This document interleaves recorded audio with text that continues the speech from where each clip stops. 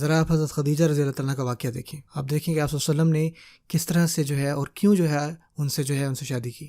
انہوں نے ان سے شادی کی کیونکہ ان کو پتہ تھا کہ ان کے اسناد جو ہیں وہ بہت اعلیٰ ہیں، جبکہ ان کو پتہ تھا کہ وہ ان سے جو ہے عمر میں 15 سال بڑی ہیں. ان کو اس بات سے کوئی ایشو نہیں تھا، کیونکہ انہوں نے کہا کہ یہ میرے بچوں کے لیے بہترین ماں ہوں گی اور میرے لیے بہترین زوجہ ہوں گی. اور دیکھیں کیا ہوا جس دن ان پر وحی آئی. سب سے پہلے جو ہے آپ صلی اللہ علیہ وسلم کس کے پاس گئے تھے؟ حضرت خدیجہ کے پاس. انہوں نے کہا تھا کہ زمیلونی مجھے کور کریں، مجھے چادر دیں، ٹھیک ہے.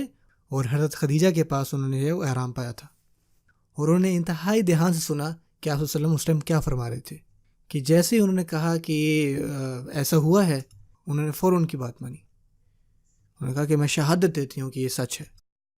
آج جو ہے آپ اپنی بیوی کو بتائیں ذرا، اگر وہ آپ کا انتظار کر رہی ہے، امید ہے کہ وہ ڈنڈے کے ساتھ نہیں کر رہی، ہاں جی آپ کہاں ہو، اور بس مطلب معاملہ ختم، اور آپ کہہ رہے یار بس آج تو میں مردہ ہوں، آج تو میں گیا، وہ نہیں ماننے والی.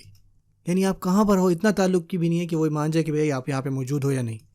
وہ فون کر کے پوچھے کہ ابھی کہاں پہ آپ، تو آپ کہیں گے میں تو مسجد میں بیٹھا ہوں، میں ٹریک کر رہی ہوں تمہیں، اور تم تو کلب میں بیٹھے ہو. اور وہ تو بھائی گیا، اوہ جی پی ایس ٹریکنگ، یہ وہ کام نہیں کر رہا، میں نے جو اپنے فون جو ہے وہ تبدیل کر لیا، دوست کے پاس ہے میرا فون. یہ جتنے بھی جھوٹ ہیں نا آپ کو کہیں نہیں پہنچانے والے. آپ کو ایسا آدمی بننا چاہیے کہ آپ کی جو زوجہ ہیں ان کو فون کر کے پوچھنے کی ضرورت نہ پڑے کہ بھئی آپ کہاں پہ ہیں. آپ اتنے مطلب آپ کا تعلق ایسا ہونا چاہیے کہ ڈارلنگ یہ وہ جگہ جہاں پہ میں ہوں، میں کوشش کروں گا کہ میں گھر اس وقت آ جاؤں گا، اور اگر اس وقت تک نہ آؤں تو اس ٹائم پریشان ہو جانا. ہے نا خوبصورت بات؟ یہ ہوتا ہے ایک ریلیشن شپ.